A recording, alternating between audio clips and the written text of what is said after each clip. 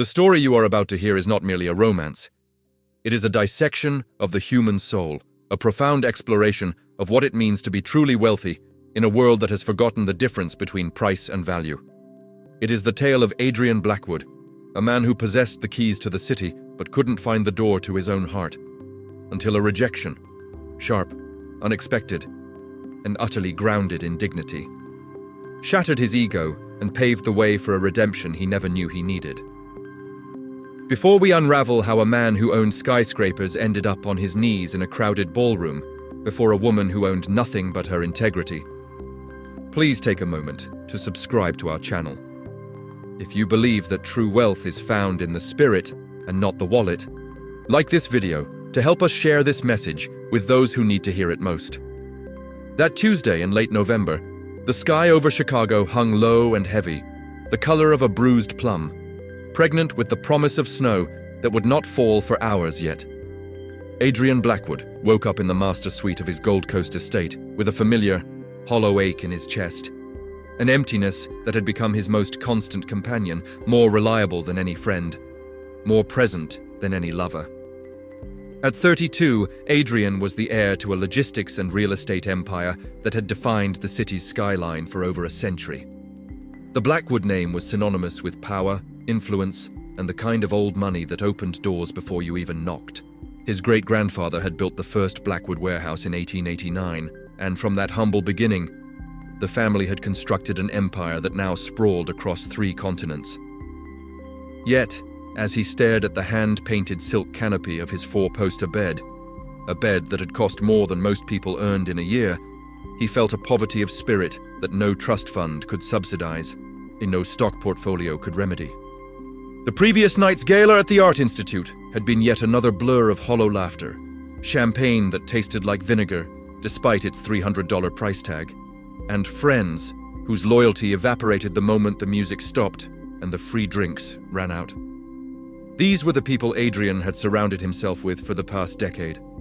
Beautiful, polished, utterly vacuous individuals who saw him not as a person, but as a walking bank account, a means to an end, a ticket to the lifestyle they craved. The endless parties at penthouse apartments overlooking Lake Michigan, the women who looked at him with dollar signs in their eyes and calculated every smile, every laugh, every touch, and the sycophants who laughed too hard at his jokes and agreed with every word he said had left a bitter taste in his soul that no amount of expensive scotch could wash away. Adrian dragged himself out of bed, his head throbbing from too much alcohol and too little sleep. His bedroom was a testament to excess, 15-foot ceilings with ornate crown molding, in walls covered in silk damask wallpaper imported from Italy, a fireplace carved from Carrara marble, and windows that offered a panoramic view of the city he supposedly ruled. But as he stood there in his silk pajamas, looking out at the grey morning, he felt like a prisoner in a golden cage of his own making. The reflection that stared back at him from the full-length antique mirror showed a handsome man with dark hair slightly disheveled, grey eyes that had lost their spark, and a face that carried the weight of too many meaningless nights. He looked older than his 32 years, worn down by the exhausting performance of being Adrian Blackwood, billionaire playboy, rather than simply being Adrian, whoever that was. While pouring his espresso in the pristine, cavernous kitchen of his mansion, a kitchen equipped with professional-grade appliances that had rarely been used for actual cooking, the heavy chime of the front doorbell resonated through the halls like a church bell, calling the faithful to prayer. The sound echoed off the marble floors and high ceilings, traveling through room after empty room. That must be the new housekeeper, he muttered to himself, expecting the arrival of another ghost in his machine, someone he would barely notice, another faceless employee who would move through his life like all the others had, invisible and unremarkable. His sister, Eleanor, had insisted on hiring help after the last housekeeper, Mrs. Henderson, had resigned 3 weeks ago, unable to cope with the erratic hours, the constant stream of socialites tramping through the halls at all hours of the night, and Adrian's general indifference to the disruption his lifestyle caused to those who worked for him. Eleanor had taken charge of the hiring process, interviewing candidates from the most reputable agencies in Chicago. She had told Adrian that she wanted someone different this time. Someone with character, someone who wouldn't be intimidated by the opulence or corrupted by the proximity to wealth. At the time, Adrian had barely listened, signing off on whatever Eleanor decided while scrolling through emails on his phone. Now, as he set down his espresso cup and walked toward the main entrance with the same weary indifference he carried like a shield, he expected to find a stern, older matron armed with a clipboard and a list of demands, someone who would blend into the background like wallpaper. But when he pulled that heavy oak door open, a door that had been imported from a French chateau and was said to be over 200 years old, the world on the other side of the threshold shifted on its axis. Time seemed to slow. The morning sounds of the city faded to nothing, and Adrian Blackwood felt something he hadn't felt in years: genuine surprise. Standing on the wet cobblestones of his front entrance was not a matron, but a young woman, perhaps 26 or 27, wrapped in a simple, threadbare wool coat that had clearly seen better decades. The coat was dark blue, faded in places, with buttons that didn't quite match, and a hem that had been repaired more than once. It was the kind of coat that spoke of hard winters and harder choices, of making do with what you had, rather than buying what you wanted. But it was her face that arrested Adrian's breath and made his heart stutter in his chest. She had eyes the color of autumn moss, a deep, rich green flecked with gold that seemed to catch and hold the weak morning light, framed by dark, unruly curls that had escaped from beneath her simple knitted cap. Her skin was fair, with a dusting of freckles across her nose that makeup would have hidden, but which she wore without shame. She wore no jewelry except for a small silver locket at her throat, no makeup to mask her features or enhance them. Her beauty was raw, elemental, and terrifyingly honest in a way that made Adrian's carefully constructed world feel suddenly fake. She held a damp folder in gloved hands, worn leather gloves with a small tear at the thumb, that trembled slightly against the biting wind that swept up from the lake. Her posture was straight, despite the cold, her chin lifted with a quiet dignity that spoke of pride without arrogance. "Good morning, Mr. Blackwood," she said, and her voice was not the servile whisper he was used to hearing from employees. It was a clear, melodic alto that cut through the damp air like a cello cutting through an orchestra. "I'm Elena Russo. The agency sent me." There was no false deference in her tone, no obsequiousness, just professional courtesy and a straightforwardness that Adrian found both refreshing and unsettling. For the first time in a decade, Adrian Blackwood felt genuinely interested in meeting someone, not for their net worth, their social connections, their family name, or what they could do for him, but for the strange, quiet light he saw in those green eyes, which looked at him with a mixture of professional respect and an unyielding determination that suggested she knew exactly who she was and what she was worth. There was an intelligence in her gaze, a depth that hinted at experiences far removed from his world of privilege and something else. A kind of moral clarity that made him feel uncomfortably aware of his own hollowness. "Come in, please," Adrian managed to articulate, stepping aside to let her enter, unable to stop himself from observing every nuance of her movement. The careful way she wiped her feet on the mat, the respectful nod of her head as she passed him, the way she held herself with quiet grace despite her humble clothing. Elena stepped into the foyer with careful steps, her eyes widening slightly as she took in the opulence of the entrance hall. But unlike the countless women Adrian had brought to this house over the years, women who had gasped and squealed and immediately started calculating the value of everything they saw, Elena admired the elegance of the mansion discreetly, without showing the greed or naked ambition Adrian had seen in so many other eyes. The foyer was a masterpiece of Gilded Age architecture. A soaring two-story space with a grand staircase that curved up to the second floor, its banister hand-carved from mahogany. A massive crystal chandelier, imported from Vienna in 1923, hung from the ceiling, its hundreds of prisms catching the light and scattering rainbows across the marble floor. Renaissance tapestries depicting hunting scenes hung on the walls, their colors still vibrant after 5 centuries. Marble statues, Greek gods and goddesses that Adrian's great-grandfather had purchased during a grand tour of Europe, stood in niches like silent sentinels. Elena's gaze traced the lines of these treasures with genuine curiosity and what appeared to be appreciation for their artistry, rather than their monetary value. Her expression was one of wonder, but it was the wonder of someone encountering beauty, not wealth. "What a beautiful home," she commented with absolute sincerity, pausing before a massive window that overlooked the winter garden. A meticulously landscaped space where frost clung to bare branches and ornamental grasses bent under the weight of ice.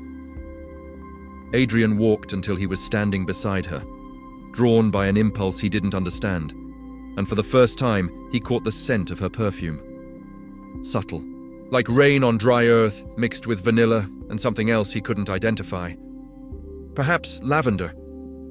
It was a stark contrast to the heavy chemical fragrances that choked the air at his social gatherings, those expensive designer perfumes that cost hundreds of dollars an ounce and smelled like the inside of a department store.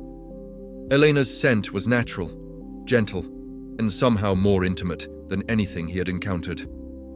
"My sister Eleanor handled the interior design," he responded, trying to maintain a semblance of normalcy while fighting the strange sensation expanding in his chest.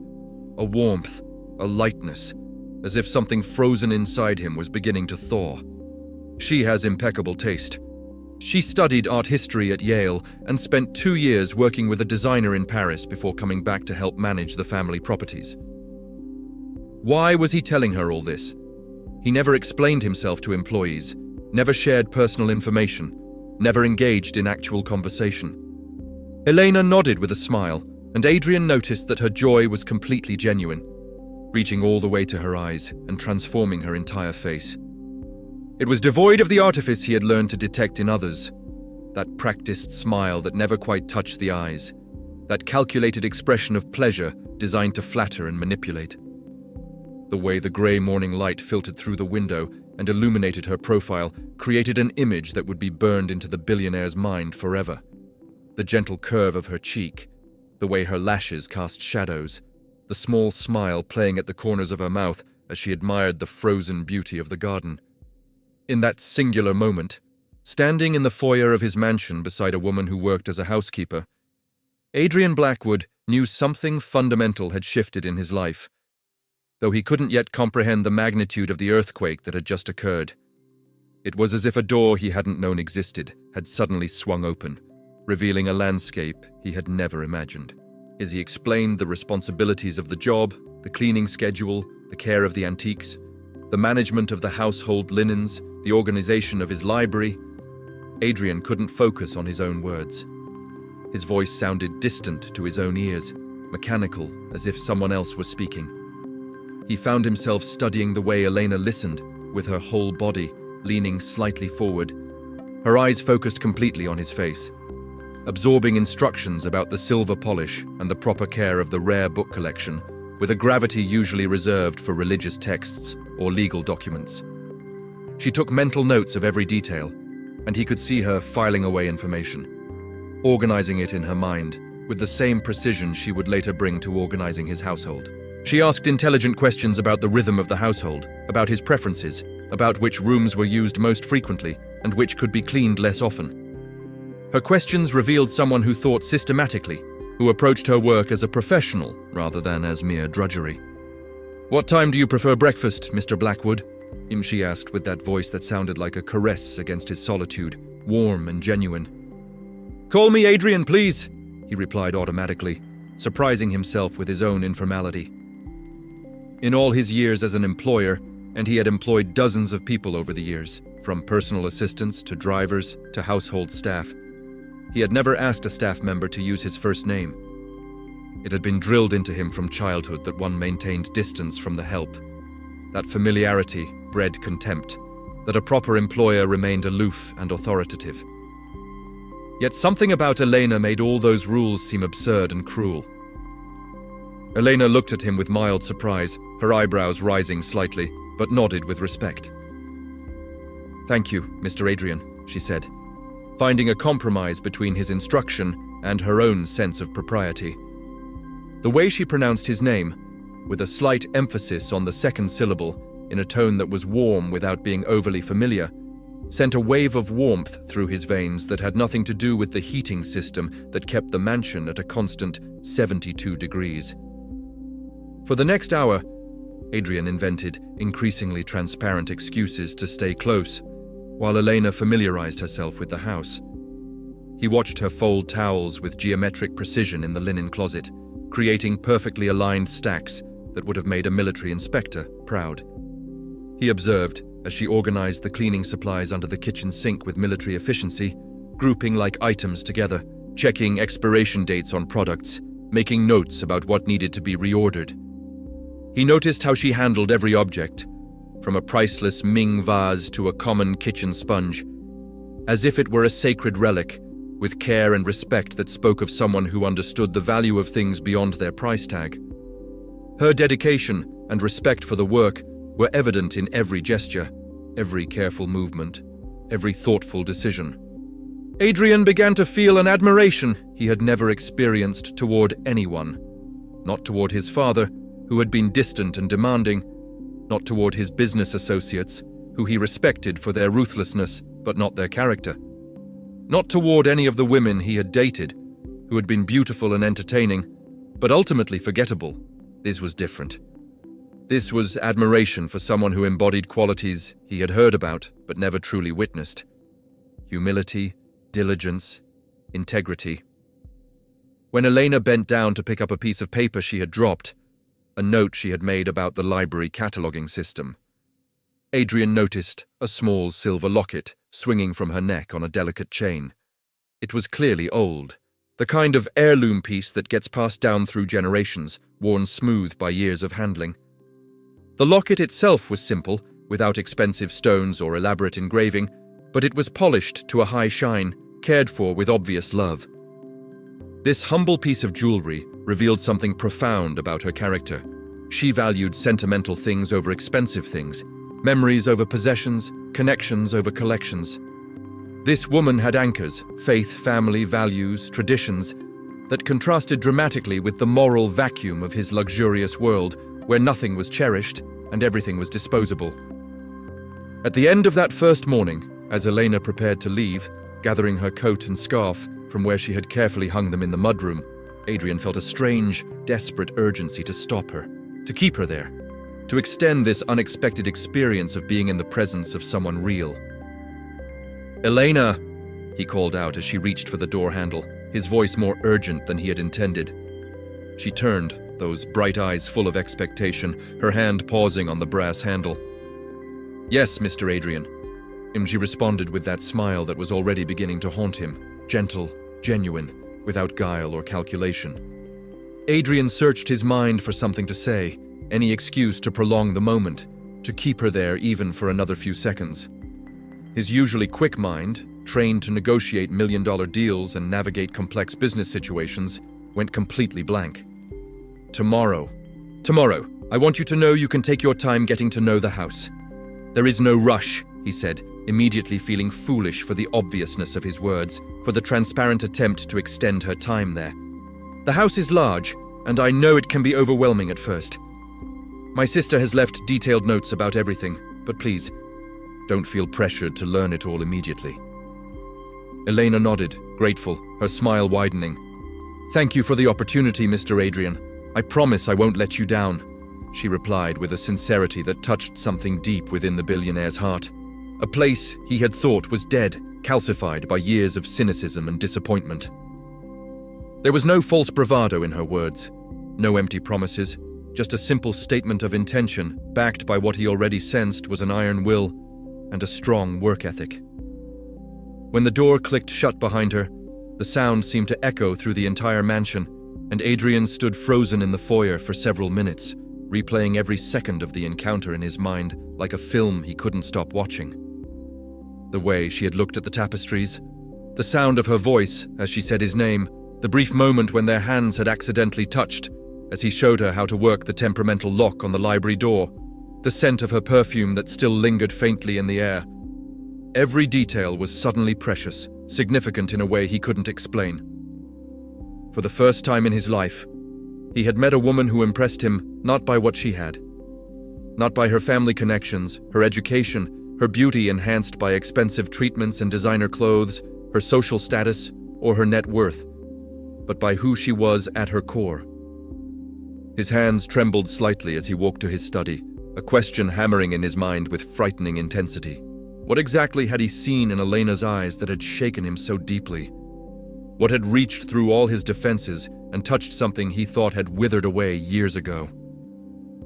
The following days passed like a whirlwind of new emotions for Adrian Blackwood, feelings he couldn't name because he had never experienced them before. Every morning, he awaited Elena's arrival with an anxiety that reminded him of being a teenager waiting for a girl to call. That mixture of hope and dread, anticipation and fear. He found himself waking earlier than usual, showering and dressing with more care than he had in months, choosing his clothes with an attention to detail that his stylist would have appreciated. And every afternoon, he lamented her departure as if she were taking the sunlight with her, leaving the mansion darker and emptier than it had been before she arrived. The young woman performed her tasks with a dedication and perfection he had never seen in any employee. She was never late, never made excuses, never did less than her absolute best. But it was her essence that fascinated him. The way she hummed softly while she worked, old songs he didn't recognize, but which filled the empty spaces of his home with warmth. Humble without being servile, she never cowered or scraped, but maintained her dignity while still being respectful. Educated without being pretentious, she could discuss literature when she discovered his collection of first editions, offering insights that surprised him with their depth, but never showed off or tried to impress. Beautiful, without being vain, she seemed utterly unaware of the effect she had on him, moving through his house with unself-conscious grace. Adrian began to invent reasons to spend time in the areas where she worked, and he knew his excuses were becoming increasingly transparent, but he couldn't stop himself. He would pretend to review important documents in the living room while she dusted the bookshelves, though he couldn't concentrate on a single word, his attention constantly drawn to her movements. He would make himself coffee exactly when he knew she would be in the kitchen, timing his arrival to coincide with hers, engineering casual encounters that allowed him to exchange a few words with her. Their conversations were brief, but significant, filled with small moments that made Adrian's heart beat faster than any adrenaline sport he had ever tried. Skydiving, race car driving, big game hunting. None of it compared to the thrill of making Elena laugh. He learned about her life in fragments, small pieces of a puzzle that he was desperate to complete. She lived with her parents in a modest neighborhood on the south side, in a house her father had bought 30 years ago, when prices were lower and the neighborhood was different. Her father, Elias, had worked in the steel mills for 40 years, a job that had aged him prematurely and left him with a bad back and scarred hands. Her mother, Sarah, had worked in the cafeteria of a public school, serving food to children for minimum wage, finding joy in making sure every kid got enough to eat. Elena was their only child, their miracle baby, who had come after years of hoping, and they had poured everything they had into giving her opportunities they never had. She was studying nursing at a community college, going to classes at night after working all day, surviving on 4 or 5 hours of sleep, fueled by determination and strong coffee. Her dream was to work in pediatric oncology, to help children fighting cancer, to bring some light into the darkest moments of their young lives. When she talked about this dream, her whole face transformed, glowing with a passion and purpose that made Adrian feel ashamed of his own aimless existence. What was he doing with his life besides spending money he hadn't earned on things he didn't need to impress people he didn't like? One morning in early December, while Elena was arranging fresh hydrangeas in a crystal vase, flowers she had brought from her own money to brighten the dining table because she thought the room looked too cold and impersonal, Adrian approached with a proposal he had been rehearsing in his mind all night, lying awake in his expensive bed, practicing the words until they sounded natural. "Eleanor," he began, trying to sound casual despite his racing heart. "Tonight, there is a charity gala at the Drake Hotel. It's for the Children's Hospital, raising money for the new cancer ward.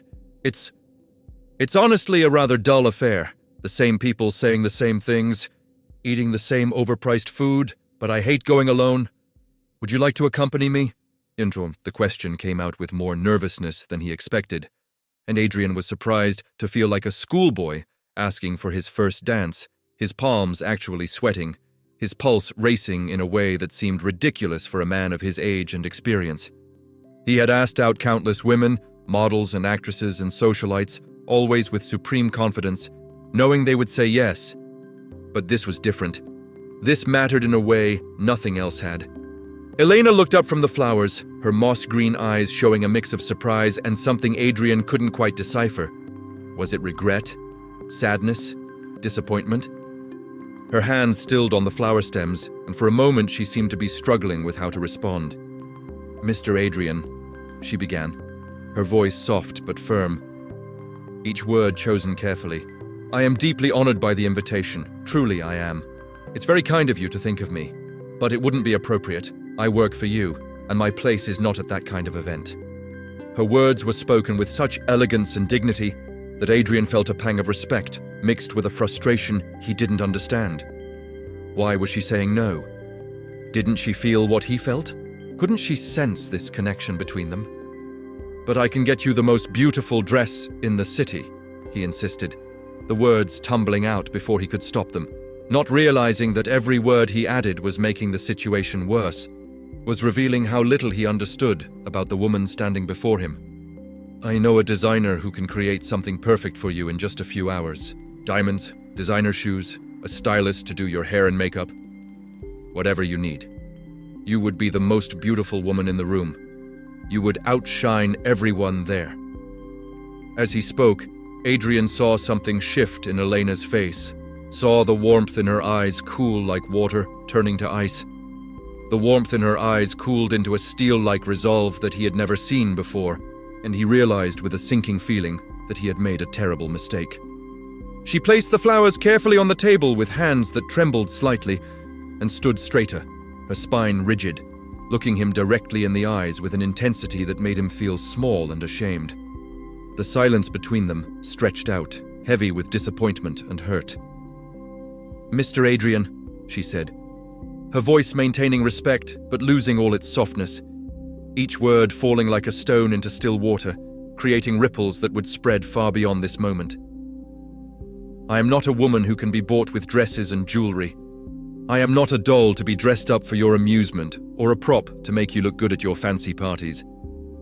My worth is not measured by what I wear or the exclusive places I can enter or the expensive things I can acquire."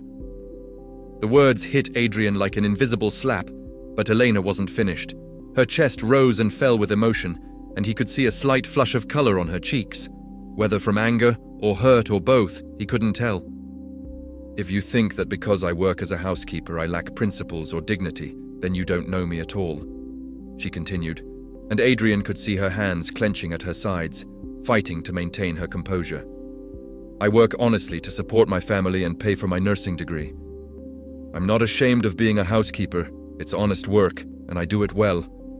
But I'm also not going to pretend to be something I'm not, or go somewhere I don't belong just because someone offers to buy me expensive things.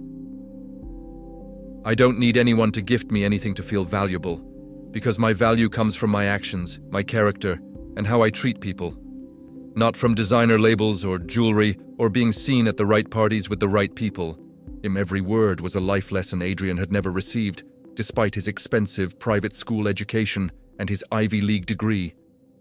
It was spoken with a passion that made her voice tremble slightly, but never lose its strength or clarity. "My mother, Sarah, taught me that a woman's worth is what she carries in her heart, not what she carries in her closet. And my father, Elias, showed me through 40 years of hard work that true wealth is sleeping peacefully at night, knowing you haven't compromised your principles, haven't hurt anyone, haven't sold yourself for comfort or status."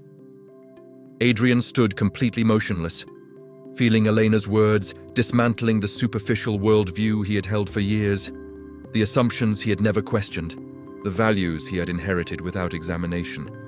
He felt like a house of cards being blown down by a strong wind, every certainty he had held crumbling to dust. "I respect my work, and I respect myself," she continued, her voice thick with emotion. "That is why I ask you, no, I'm telling you, to treat me with the same dignity you would treat anyone else. Not as a project or a charity case, or someone who can be bought." The moral force of her words resonated in the silence of the mansion, like an echo refusing to fade, bouncing off the expensive artwork and the marble floors, filling every corner of the empty house. For several seconds, Adrian couldn't speak, couldn't move, couldn't do anything but stand there feeling the weight of his own failure. Never in his life had he been confronted with such elegance and firmness simultaneously. The women of his social circle had always competed for his attention, fighting each other for the privilege of being seen with him, gladly accepting any expensive gift he threw their way without question or dignity, treating his money as their due. But Elena was fundamentally different, and that difference struck him like a bolt of lightning in the middle of his artificial life, illuminating everything he had been unable or unwilling to see. She was real in a way no one else in his life was real. She had boundaries, principles, self-respect. Things he had forgotten existed outside of books and movies. "Elena, I didn't mean to offend you," he finally managed to say, feeling his words were inadequate, insufficient, unable to bridge the gap his thoughtlessness had created. "I just thought that maybe," he started, but she interrupted him with a gentle gesture of her hand, a movement so graceful it seemed choreographed. "Mr. Adrian, I understand you are used to a different world, a world where everything and everyone has a price, but I hope you understand that not all women are looking for the same things," she said with a sad smile that broke the billionaire's heart into pieces. "Some of us want respect more than jewelry. Some of us want to be valued for who we are, not for how we look in a designer dress. Some of us would rather have one genuine conversation than 100 superficial ones at fancy parties. Now, if you'll excuse me, I have work to finish." Elena took the vase of hydrangeas and headed toward the kitchen, leaving Adrian standing in the middle of the dining room, feeling as if he had just woken up from a 30-year coma. His legs felt weak as he walked to his favorite armchair in the library, the leather chair that had belonged to his grandfather, and sank into it like a man who had just run a marathon. For the first time in his adult life, Adrian Blackwood felt genuinely ashamed of his own actions, ashamed of his assumptions, ashamed of the way he had reduced a woman of such obvious character to a potential accessory for a social event. The image of Elena, walking away with that unbreakable dignity, her head held high despite her obvious hurt, was branded into his mind like a photograph he knew would haunt him for the rest of his life. He had hurt her, insulted her, and revealed his own shallowness in the process. What kind of man had he become? When had he lost the ability to see people as people rather than as objects to be acquired or obstacles to be overcome? That night, Adrian didn't attend the gala at the Drake Hotel. For the first time in years, he cancelled a social commitment without explaining it to anyone, not even himself, not caring about the consequences or the gossip it would generate. He sat in his study, replaying the conversation with Elena over and over in his mind, analyzing every word she had spoken with that contained passion that had disarmed him completely. "My worth is not measured by what I wear," he repeated aloud to the empty room, feeling those words dismantle the entire system of superficial values upon which he had built his life. Everything he had thought mattered: the right clothes, the right address, the right schools, the right friends, the right car, the right everything. Suddenly seemed meaningless in the face of Elena's simple truth. Julian, his closest friend since prep school, called 3 times asking why he hadn't shown up, leaving increasingly annoyed voicemails about how Adrian was embarrassing him, how people were asking questions, how this behavior was unacceptable. But Adrian let the calls go to voicemail, unable to muster the energy to explain something he didn't fully understand himself. He didn't have the words to tell Julian that he had just been educated by his housekeeper, that a woman who earned in a month what Julian spent on a weekend in Monaco had just taught him more about life than he had learned in 32 years of privileged existence. The image of Eleanor, her cheeks flushed and her eyes shining with justified indignation, played in his mind like a film he couldn't pause or stop or escape. "A woman's worth is what she carries in her heart," he murmured, remembering the words she had attributed to her mother, a cafeteria worker who had somehow managed to instill more wisdom in her daughter than all of Adrian's expensive tutors and professors had instilled in him. As the night deepened and the city lights began to twinkle beyond his window, A strange sensation began to grow in Adrian's chest, something unfamiliar and uncomfortable, but also oddly exhilarating. For the first time in his adult life, Adrian felt something that could be called genuine respect for a woman. Not admiration for beauty, or appreciation for wit, or attraction to status, but real, deep respect for character and integrity. But what troubled him most, what kept him awake through the long hours of that night, was a question he couldn't shake.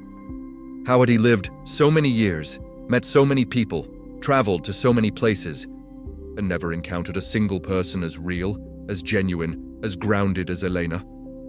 The weeks that followed that transformative conversation marked the beginning of a profound change in Adrian Blackwood's life, a metamorphosis that started internally and slowly began to manifest externally.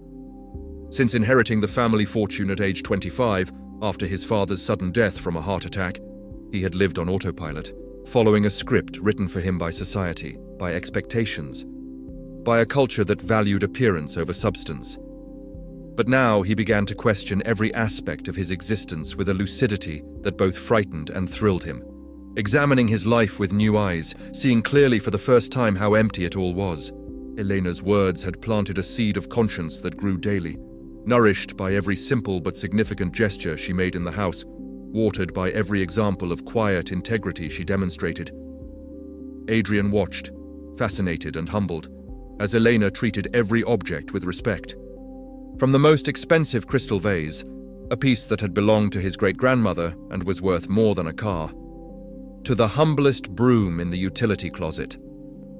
There was no hierarchy in her care, no distinction between expensive and cheap. Everything deserved her attention and respect because she took pride in her work, because she had been raised to believe that anything worth doing was worth doing well. He saw how she smiled genuinely at the elderly gardener, Thomas, who had worked for the Blackwood family for 40 years and who most people ignored or treated as invisible. Elena learned his name on her first day and always asked about his arthritis and brought him tea on cold mornings. He watched how she asked about the doorman's wife's health, remembering that Michael had mentioned his wife was having surgery and following up with genuine concern that brought tears to the older man's eyes.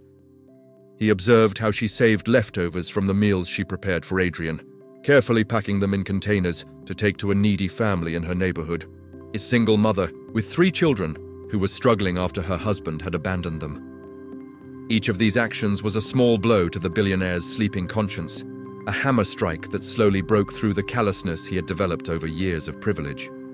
He was beginning to realize he had lived 32 years in a bubble of unconscious selfishness, never thinking about anyone beyond his immediate circle, never considering that his actions or inactions had consequences for others.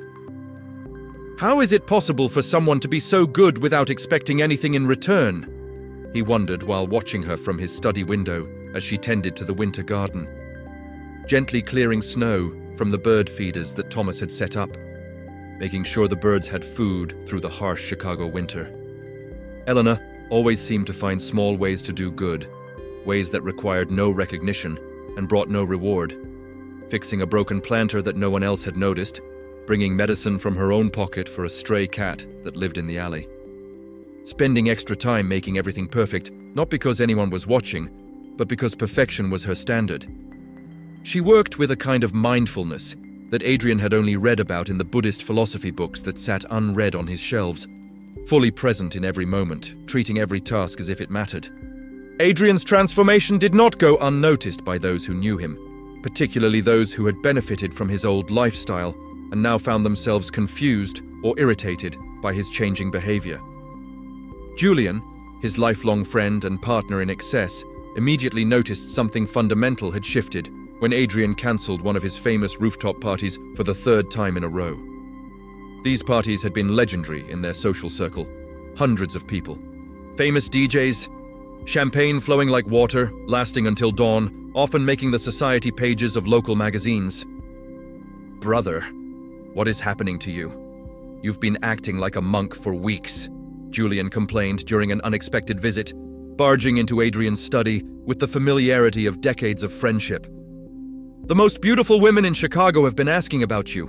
Models, actresses, that new socialite from New York, And here you are like a hermit, hiding in your house, refusing invitations to everything. Adrian listened to Julian's complaints with a mixture of discomfort and clarity he had never experienced in their friendship. For the first time, he could hear how shallow Julian sounded, how his priorities were those of a teenager despite being 33 years old, how his entire existence revolved around pleasure and status, and the approval of people who didn't matter. Julian's words sounded hollow, superficial, void of any real meaning, like echoes in an empty room. "Maybe I'm tired of that life, Julian," he replied with a sincerity that surprised them both. The honesty making Julian step back slightly. Maybe there are more important things than parties and women who only want my money. Than being seen at the right places with the right people. Than living for the next thrill or the next conquest. Julian looked at him as if he had suddenly started speaking a foreign language or had announced he was joining a monastery. More important than having fun. More important than enjoying everything others wish they had? Since when did you become such a bore? Julian's questions echoed in Adrian's mind, but they no longer had their persuasive power, could no longer make him doubt himself or feel like he was missing out. Now he could clearly see the emptiness of the philosophy he had embraced for so long, the bankruptcy of a worldview that measured success by pleasure and worth by possessions. "Yes, Julian, there are things much more important," he replied, with a firmness that surprised even himself, a certainty he hadn't felt about anything in years. "There's meaning, purpose, making a real difference in the world, connecting with people in a genuine way, building something that matters beyond my own pleasure." As Julian left, visibly annoyed by Adrian's new attitude and muttering about how success was wasted on people who didn't know how to enjoy it, the billionaire headed to the kitchen, where he knew he would find Elena preparing lunch. He found her chopping vegetables with almost artistic precision, her knife moving in a practiced rhythm, humming a soft tune Adrian didn't recognize. Something in Italian, he thought, perhaps a song from her grandmother's homeland, but which filled the normally sterile professional kitchen with a special warmth, making the space feel like a home, rather than just another room in a mansion.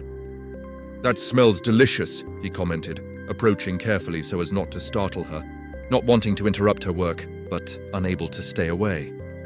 Elena looked up and gave him a genuine smile, with no trace of the discomfort or hurt she had shown weeks ago during their confrontation, and Adrian felt a wave of relief that she had forgiven him, even if he hadn't quite forgiven himself. "I'm making a beef stew, Mr. Adrian. It's my grandmother's recipe," she explained with evident pride, her eyes lighting up at the mention of her grandmother. Nonna Rosa came from Sicily when she was 16, barely speaking English, carrying nothing but this recipe and a few others written in her mother's handwriting. She used to say that food made with love feeds the soul as well as the body, that every meal is an act of love for those you're cooking for. Adrian felt a pang of emotion, hearing her speak of her family with such deep affection, such connection to her roots and her history. In his world, family traditions had been replaced by Michelin star restaurants and private chefs who created avant-garde cuisine that looked beautiful and tasted like nothing. Meals that were performances rather than nourishment. "I would love to try it," he said sincerely, meaning it more than he had meant anything in a long time. "It's been years since I ate something prepared with such care, such thought, such heart. Everything I eat comes from restaurants or caterers or is prepared by chefs who are brilliant technicians but don't know me, don't care about me beyond my paycheck." The words slipped out without a filter, revealing a vulnerability he didn't know he possessed, a loneliness he had been denying for years. Elena watched him with a softer gaze, as if she had caught something genuine in his words, had seen past his wealth and privilege to the isolated person underneath. "With pleasure, Mr. Adrian. It is a joy to cook for someone who truly appreciates home cooking, who understands that the most important ingredient isn't expensive or exotic, it's care." During lunch, which they shared at the kitchen table rather than in the formal dining room, Adrian experienced something entirely new in his carefully curated life. A real conversation, without pretenses, without hidden agendas, without the constant noise of his superficial social life. They talked for over 2 hours, the longest meal Adrian had eaten in years, usually rushing through food while checking his phone or reviewing documents. Elena told him about her nursing studies with a passion that made her hands move expressively as she spoke, painting pictures in the air. She described her dream of working in pediatrics, specifically in pediatric oncology, to help children fighting cancer, to be a source of comfort and hope during the darkest time of their young lives and their families' lives. "Children are so resilient, so brave," she said, her eyes misting slightly. "They face things that would break most adults, and they do it with such grace. I want to be there for them, to make their journey a little easier, to bring some light into those hospital rooms."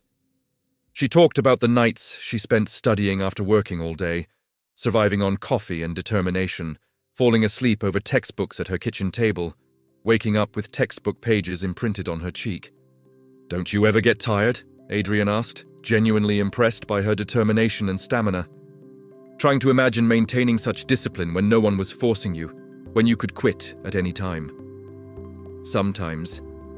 Yes," she admitted, with a tired but beautiful smile that transformed her entire face. "There are days when I'm so exhausted I can barely think straight, when every muscle aches and my eyes won't focus on the page anymore. But when I think of my parents, of everything they sacrificed to give me this chance, my father's ruined back from 40 years of heavy labor, my mother's swollen feet from standing all day in that cafeteria, I find the strength to keep going. How can I waste the opportunity they worked so hard to give me?"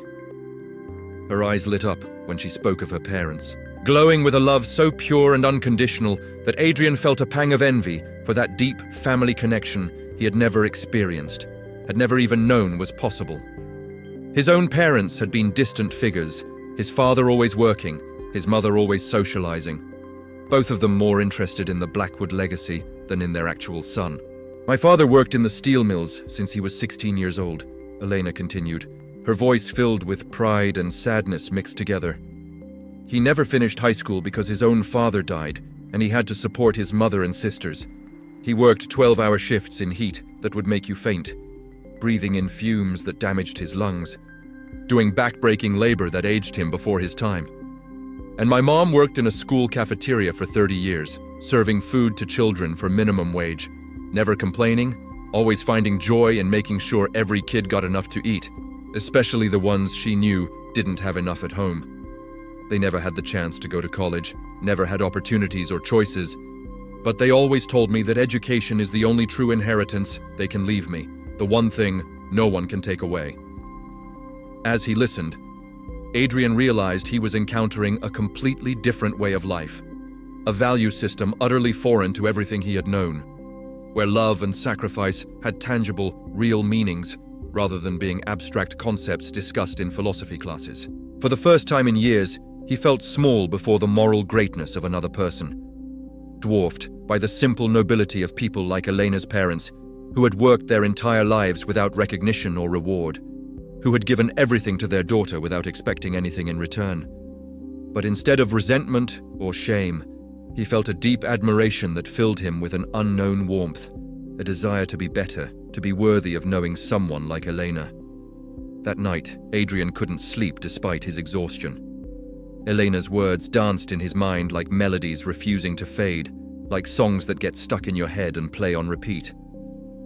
"Education is the only true inheritance," he repeated to the darkness of his bedroom, feeling how those words contrasted painfully with his own inheritance of easy money and unearned privilege, of wealth he had done nothing to create, of a fortune built by his ancestors while he simply spent it.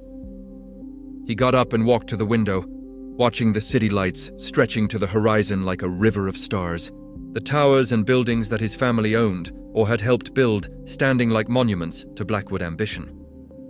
For the first time, he didn't see a playground for his amusement, a city that existed for his pleasure, but a place filled with people like Elena's parents, millions of them working day after day in anonymity, building something meaningful with their hands and hearts and minds, creating value through honest labor, living lives of quiet dignity that would never make headlines, but which formed the foundation of everything.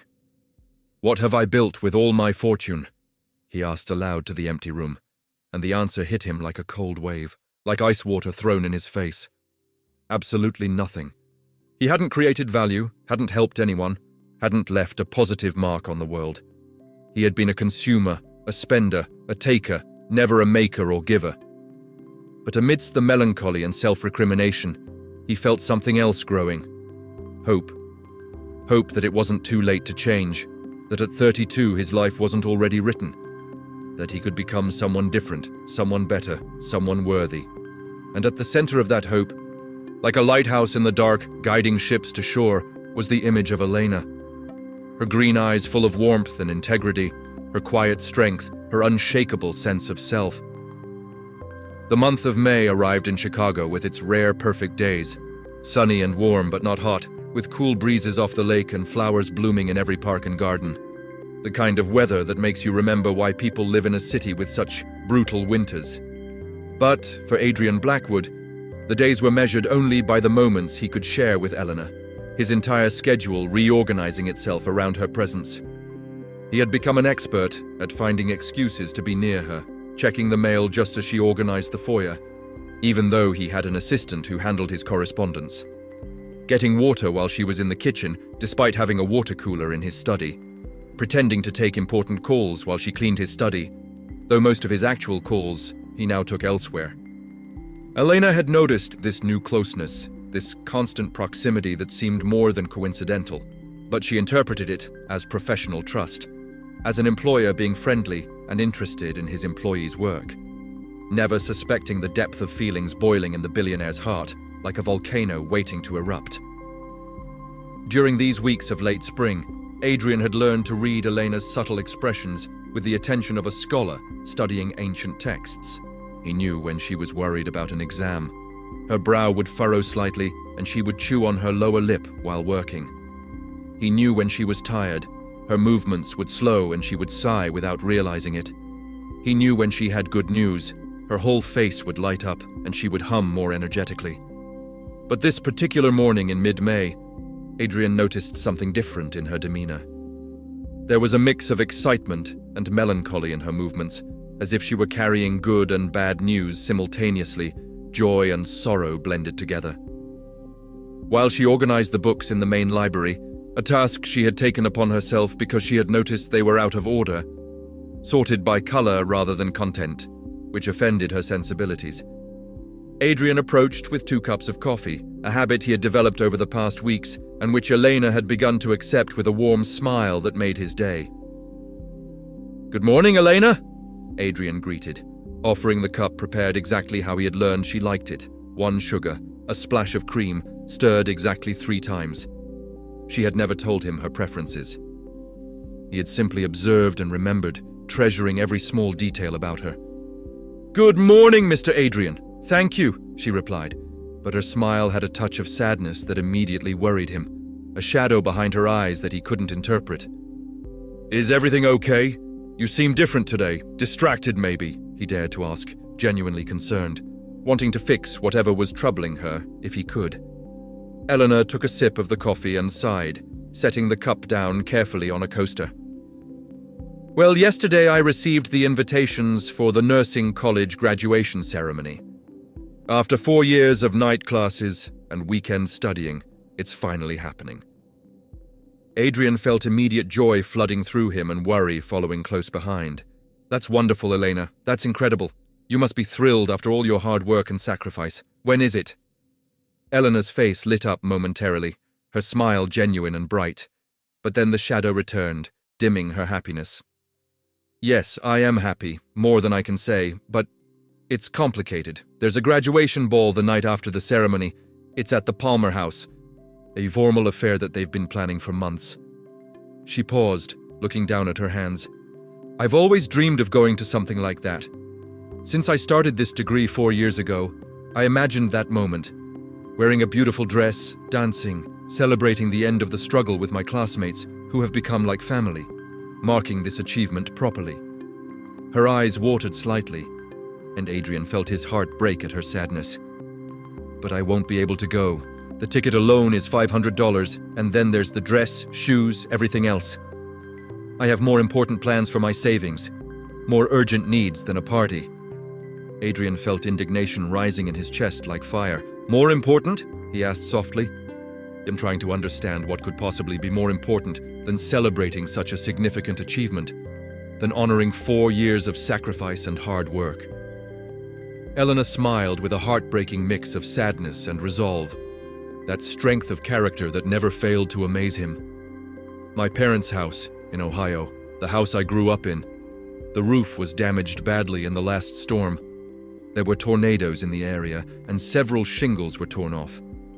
Fixing it costs about $3,000, exactly what I've managed to save, exactly what the ball and a dress would cost. My mom called me last week, worried about the leaks, about water damage, about what will happen when the summer storms come. She tried to hide how bad it was, but I could hear it in her voice. How can I buy a dress and go to a party when my parents might get wet in their own home, when the ceiling might collapse on them? The way she said it, choosing her family's welfare over her own dream without hesitation or resentment, made Adrian's breath catch in his throat. Here was someone who actually lived the values people only talked about, who made real sacrifices for love, rather than just speaking of sacrifice in abstract terms. They sacrificed everything for me growing up, she continued, her voice thick with emotion. Working double shifts when I needed school supplies or field trip money, skipping meals so I would have enough to eat, wearing the same clothes for years so I could have new ones. My father still drives a car from 1995 because every extra dollar went toward my education. The least I can do is ensure they are safe and comfortable in their old age. They're in their 60s now, tired. They deserve peace. In that moment, Adrian understood he was witnessing true human greatness, the kind that never makes headlines or gets celebrated, but which is the foundation of everything good in the world. "Elena," he said, his voice rough with emotion he couldn't hide. "You are the most admirable person I have ever met, and I've met presidents and celebrities and business titans. None of them come close to you." She looked surprised, her eyes widening. There is nothing admirable about doing what a daughter should do, what any decent person would do for their parents. "No, Elena, you're wrong," Adrian insisted. "Most people I know, most people anywhere, would put their own desires first, would rationalize why they deserved the dress and the party, would find reasons why the roof could wait. You have a noble heart, and that's rarer than you think." Her cheeks flushed pink at the compliment. "Thank you, Mr. Adrian. That means more than you know." "When is the graduation ceremony?" he asked, a plan already forming in his mind, wheels turning as he calculated what needed to be done. "In 2 weeks, on Saturday afternoon. The ball is Monday night." Adrian nodded, storing the details carefully, his mind already racing through possibilities. "I'm sure the ceremony will be beautiful and meaningful, with or without the ball afterward," he said, his mind already several steps ahead, planning something that would require all his resources and connections. But he couldn't know that the past was about to return in the most destructive way possible. A week later, Adrian had spent days meticulously planning a secret surprise that would give Elena everything, both the ball and her parents' roof. He had contacted the best designers in Chicago, researched the event venue to understand the dress code and atmosphere, even quietly arranged to have her parents' roof repaired by the best contractors in Ohio, all to be revealed at the perfect moment. But fate, as it often does, intervened in the form of Serena Vance, his ex-girlfriend, and the embodiment of everything he had come to despise about his old life. It was a Wednesday afternoon, unseasonably warm, when the doorbell rang with an insistent rhythm that suggested impatience and entitlement. Adrian was in his study reviewing the plans for Elena's surprise when he heard the sharp click of expensive heels in the foyer echoing through the house. "Adrian, darling! I knew you were missing me! It's been too long!" The voice was unmistakable, shrill, artificially bright, dripping with false sweetness that made his skin crawl. Serena Vance had been a toxic chapter in his life, a relationship that had lasted 6 months and felt like 6 years, fueled by mutual boredom, social expectations, and a complete lack of genuine feeling on either side.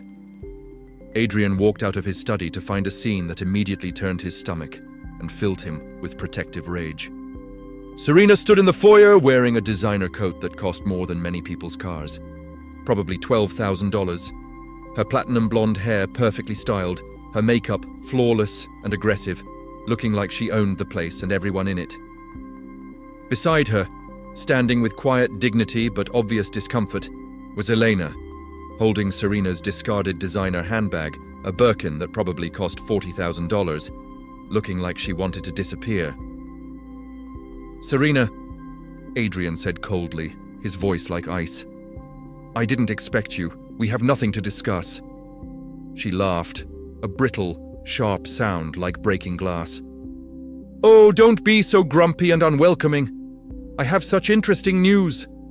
My cousin Victoria is on the board of directors at the nursing college, and she mentioned the upcoming graduation. Imagine my surprise when I heard your little maid here is one of the students. Small world, isn't it?" She turned to Eleanor with a sneer that made Adrian's hands clench into fists. "I suppose you're studying to be a nurse just to catch yourself a handsome doctor for a husband, right? That's the real reason girls like you go into nursing, isn't it?"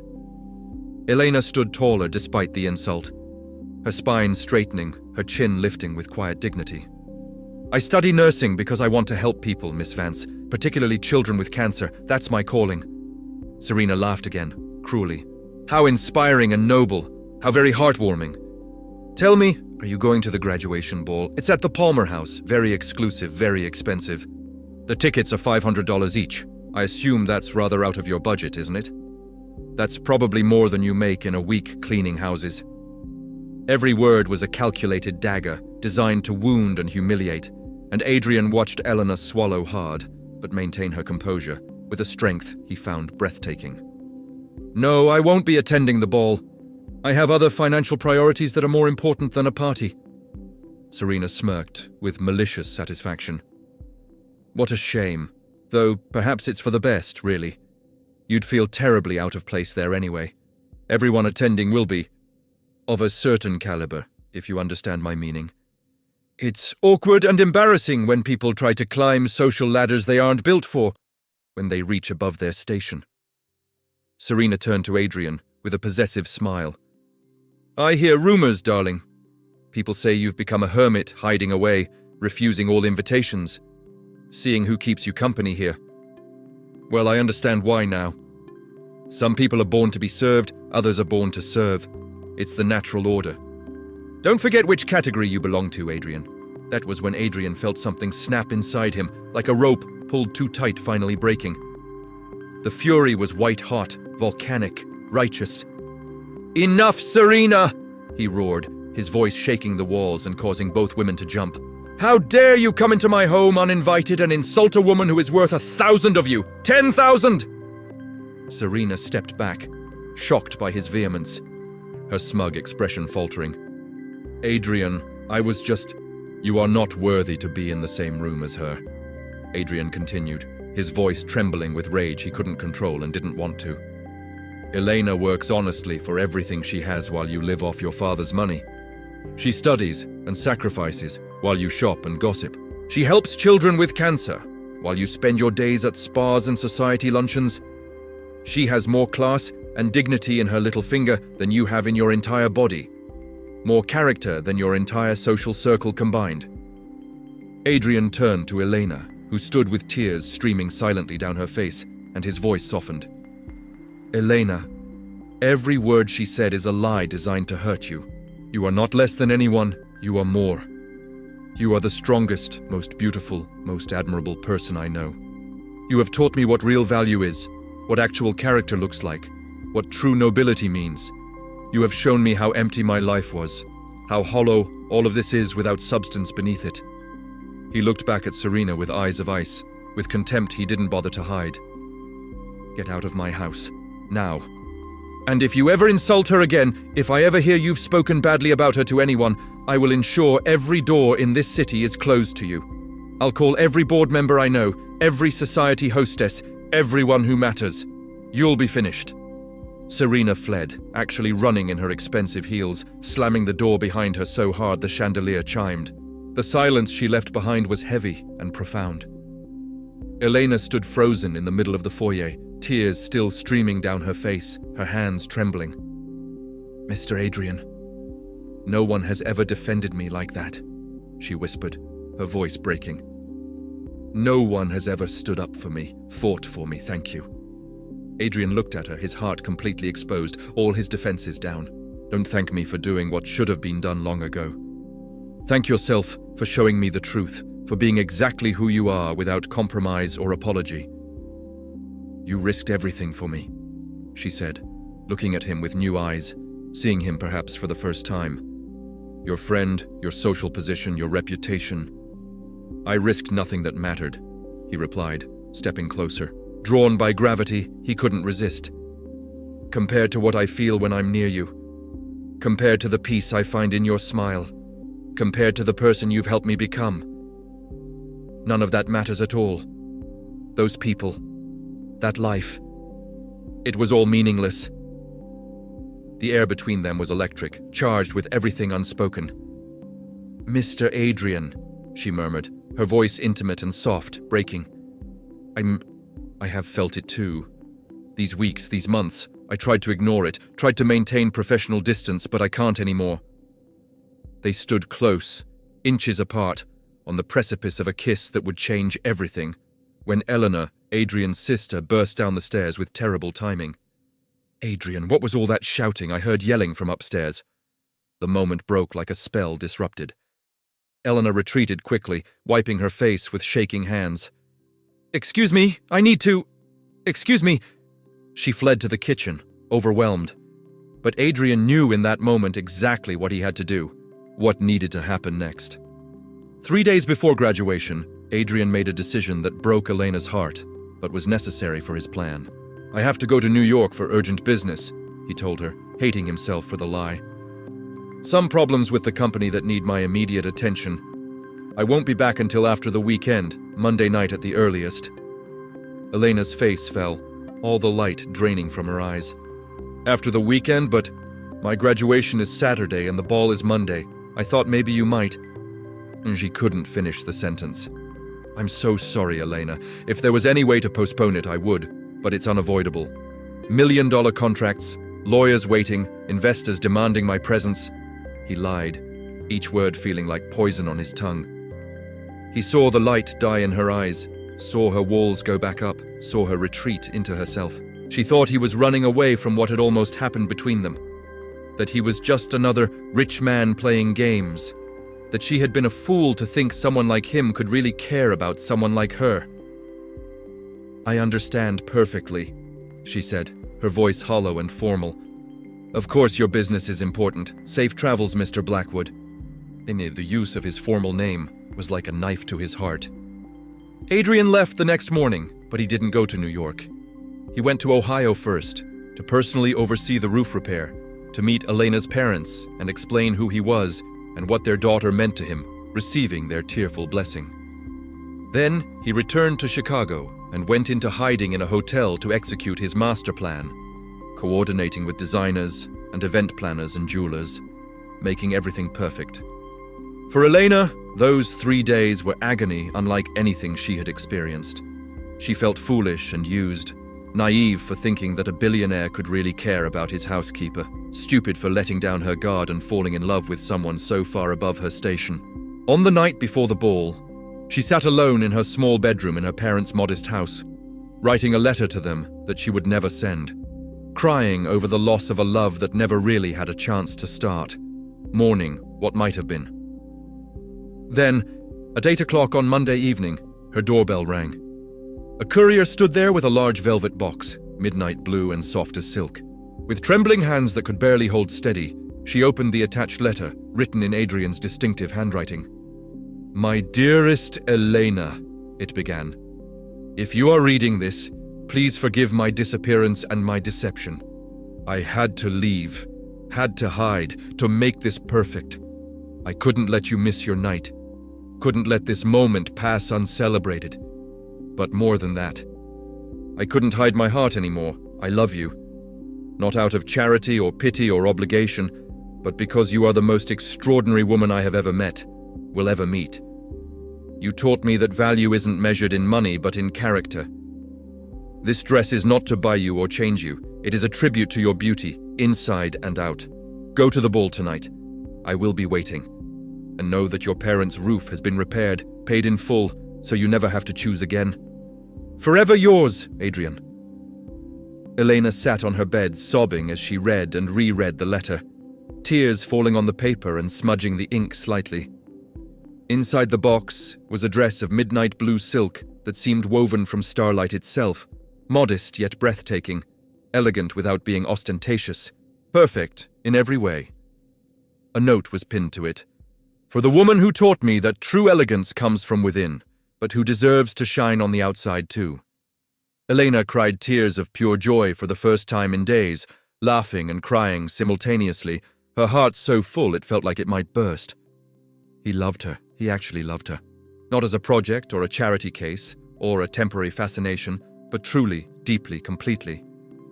The night of the ball, Elena looked like a queen, like royalty, like she had been born to wear that dress. When she arrived at the Palmer house in a car Adrian had sent for her, the ballroom was a sea of gold and crystal. Hundreds of her classmates and their families celebrating together. Her friends gasped when they saw her. "Elena, you look absolutely magical, like a fairy tale," her friend Sarah whispered, hugging her tightly. But Elena only had eyes for the entrance, scanning the crowd for one face. An hour passed with no sign of him. Doubt began to creep in like poison. Serena was there across the room naturally, mocking her from a distance with her clique of equally cruel women. "Look at Cinderella playing dress-up," she laughed loudly enough for Elena to hear. "I wonder which prince will disappoint her tonight." Elena felt small again, felt the old doubts returning. Was this all an elaborate joke? Had she been a fool? Then the music stopped. Silence fell across the entire ballroom like a blanket. At the main entrance, Adrian Blackwood appeared, dressed in a perfect tuxedo, looking determined and nervous and completely focused on her. He walked straight through the crowd, ignoring the whispers and gasps, the pointing and staring, his eyes locked on Elena. He reached her where she sat frozen at a table, unable to move. "May I?" He offered his hand. She took it, and he led her to the center of the dance floor. Then Adrian took the microphone from the band leader, his hand shaking slightly. "Good evening, everyone!" His voice rang out across the ballroom, steady despite his nerves. "My name is Adrian Blackwood. Most of you don't know me, though some of you might recognize my family name. Tonight, I am here for one reason and one reason only." He turned to Elena, his eyes full of love. "To declare my love for the most incredible woman in the world, in front of all these witnesses." The crowd gasped, murmurs spreading like wildfire. "Elena Russo," he said, holding her gaze, speaking only to her though hundreds were watching. "Before you entered my life, I was empty, hollow, going through motions without meaning. You taught me that true wealth isn't money in a bank, but love in a heart. You showed me that real power isn't dominating others, but serving them. You demonstrated that actual beauty comes from integrity, not appearance. You saved me from a life that looked perfect, but meant absolutely nothing."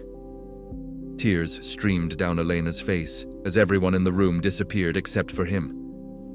Adrian knelt down on one knee, right there in the center of the dance floor. The room went completely silent, hundreds of people holding their breath. He pulled out a ring, a vintage sapphire surrounded by diamonds that had belonged to his grandmother, the one woman in his family who had married for love rather than status. "Elena, will you do me the honor, the incredible privilege, of being my wife? Will you let me spend the rest of my life trying to be worthy of you?" "Yes," she whispered, then louder, her voice ringing clear. "Yes, Adrian, 1,000 times, yes!"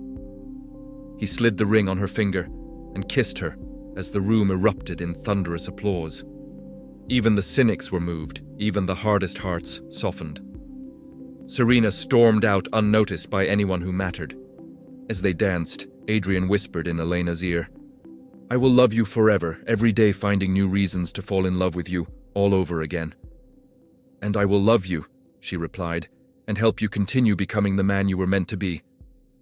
6 months later, they married in a ceremony that was a true fusion, Chicago high society mixing with Ohio steelworkers and school cafeteria ladies, with Elena's father walking her down the aisle in his one good suit, tears streaming down his weathered face, and Adrian's society friends learning what real joy looked like. 2 years after that, in that same mansion that was now filled with warmth and laughter and life, with children's toys scattered around and photos on every surface. Adrian held his infant son, Leo, while Elena, radiant in simple clothes and natural beauty, watched them with infinite contentment. "What are you thinking about?" Adrian asked, noticing her expression. "How perfect this is," she said, moving to embrace them both.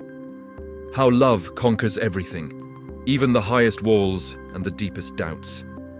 Adrian kissed her forehead, breathing in her familiar scent, feeling gratitude so profound it brought tears to his eyes. "Every single day I thank God for that doorbell ringing, for the moment you walked into my life and saved me from myself." And so we end this story, a reminder that humility is the ultimate virtue. That true love sees no class or barrier, that character will always outweigh currency, and that the most valuable things in life cannot be bought but must be earned through becoming worthy of them. If this story has touched your heart, please subscribe to our channel and share your own story in the comments below. Have you ever had a moment where character mattered more than money? Where love required you to change and grow? We want to hear from you, to build a community of people who believe in what truly matters. Until next time, never stop believing in true love, never stop striving to be better, and never forget that the greatest wealth is found not in what we own, but in who we love and who we become.